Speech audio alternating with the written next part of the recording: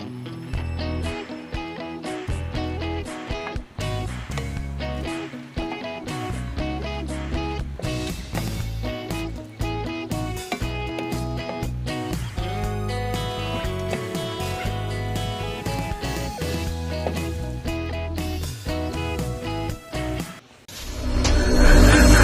guys! Welcome back to my channel, Bake Cuisine!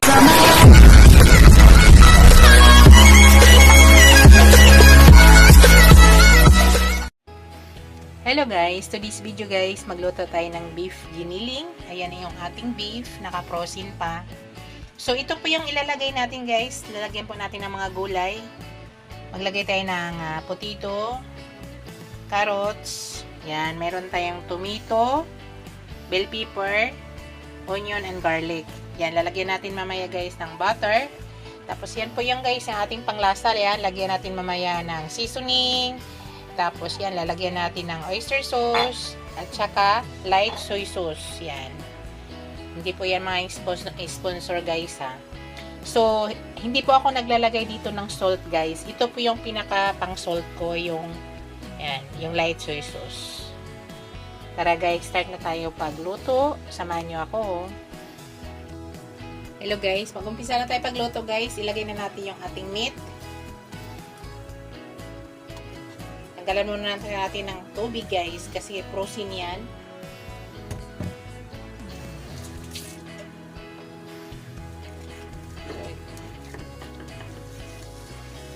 Ito muna umpisa natin pagluto. Tanggalan muna natin ng ano. Frozen kasi yan.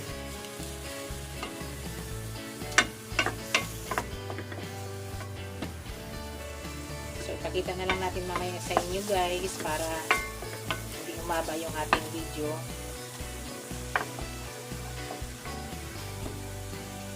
Tanggalan muna natin yan. Yan guys, malapit na. Walang mantika to guys dahil nga 100% ang beef meat natin ay ano, laman. 100% po laman. Kaya kung mapansin mo, wala pong mantika ang lumabas. Kinukutsa lang natin to para matanggal yung ano, extra na tubig. Kasi naka-frozen pa siya. Tapos same time, matanggal yung bakterya dito sa meat. Dahil naka-frozen po siya. So, malapit na guys. Pansin nyo, wala pong oil. 100% po ito ay laman lang talaga. Beef lang, wala siyang taba. So, hintayin lang natin guys nga matapos to. Yan o. Kunti na lang. Nakita ko may sa inyo. Hello guys. Ayan. Nakita nyo guys. Durog na lahat. So, dito guys, maglalagay na tayo ng butter. Para magisa na natin yung ating bawang at saka sibuyas.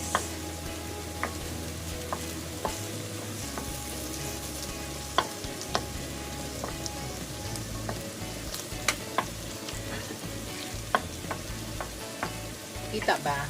Ayan, kita naman.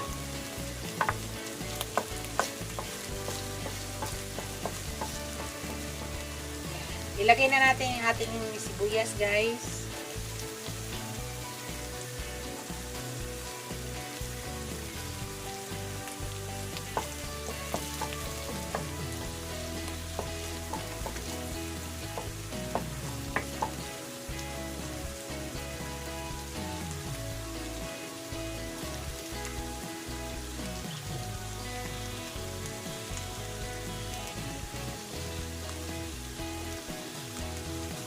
Kain lang muna natin. Isa lang muna natin yan.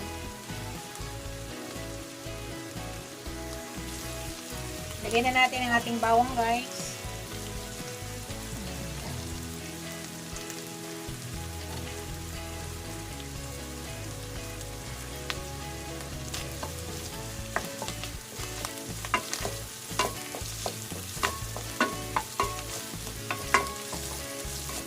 So, lutuin muna natin yung bawang, tapos susunod na natin maya yung kamatis.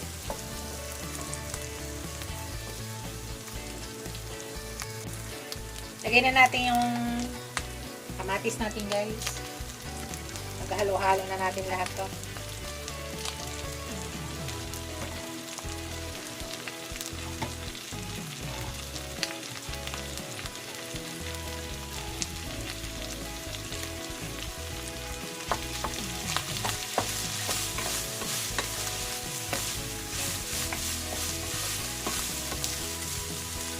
Yan lang muna natin to, guys, kaya mag-absorb yung ating, maluto yung ating kamatis.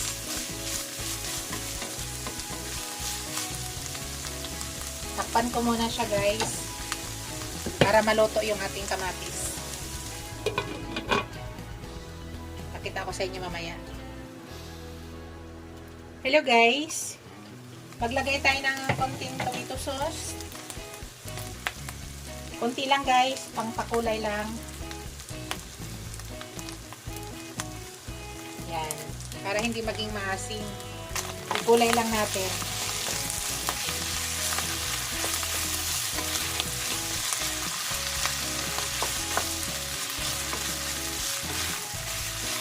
Kasi konti lang kasi yung aking kamatis. Hindi ako nakabili. 2 piraso lang yung kamatis ko. Gusto ko kasi dito maraming kamatis dapat. Kaya maglagay tayo ng tomato sauce, kaunti. Pangdagdag sa ating kamatis. Gusto ko dito, guys, dinudurog talaga yung kamatis.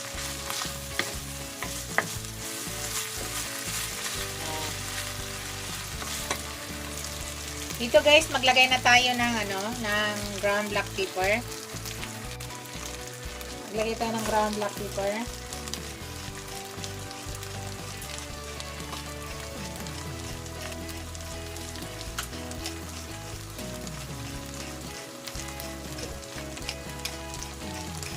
Tapos maglagay na tayo ng light soy sauce.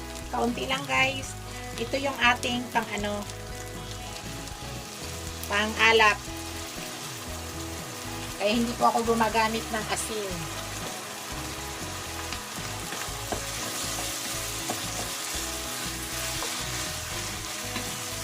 Light soy sauce po yung gamit natin. Andito na lahat ang lasa, guys. Bago natin ilagay yung ating gulay, andito na lahat ang lasa. Naglagay ako ng oyster sauce, pang dagdag ng lasa. Tapos liquid seasoning. Konti lang, guys, ha. Yan, pang balance din lang lahat ng yan, lasa.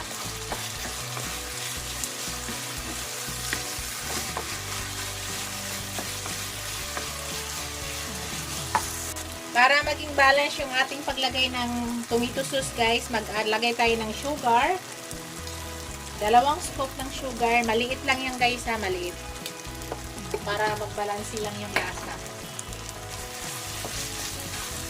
So, andito na po lahat ang lasa sa ating meat. Bago natin ilagay yung gulay. Absorb na po yung lasa. Yan ang gusto ko, guys, oh, yan. Ganyang kulay. Kaya gusto ko maraming kamatis. Kaso lang, 2 lang po yung tomato ko. Kaya naglagay tayo ng tomato sauce. So, ilagay ko na yung aking carrots at saka patatas. Pagsama ko na siya.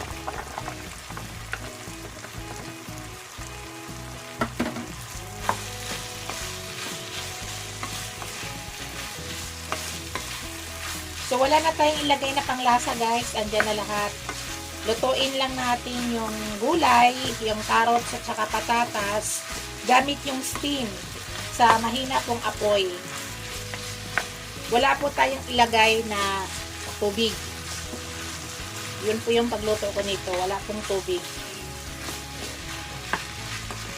So, andyan na po yung lasa lahat sa ating meat. Lasang-lasa na yan. Ang i-add ko lang dito ngayon, guys, ay ground black pepper. Para kahit paano magkaroon ng ground black pepper yung ating gulay. Yun lang yung i-add ko dito.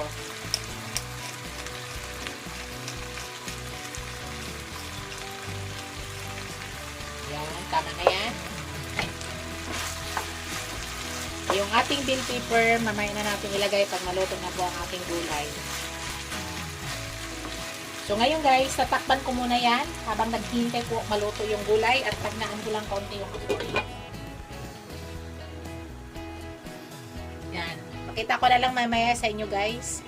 Hello guys. Tikman natin gulay guys kung okay na.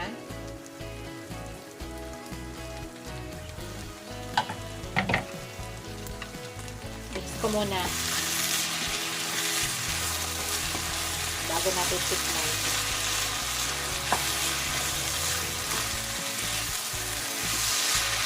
Bango guys.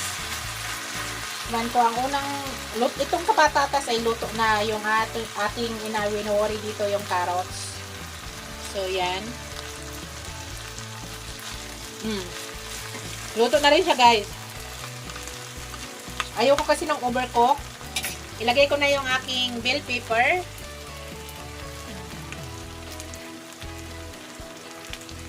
Pinakahuli na to. At luto na yan. Shout out pala sa aking asawa nga nasa Yanbo. Hello daddy.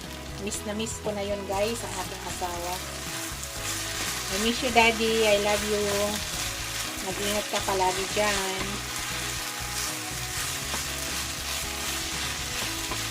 Tumalsik guys.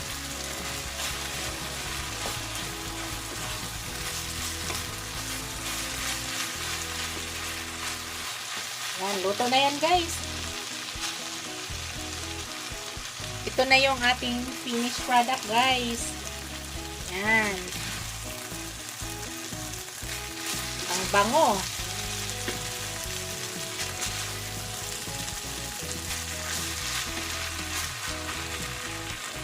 Thank you for watching guys. Don't forget to like, comment, share, and subscribe to my channel. See you in my next video guys. God bless us all. Ingat po lahat guys. Bye!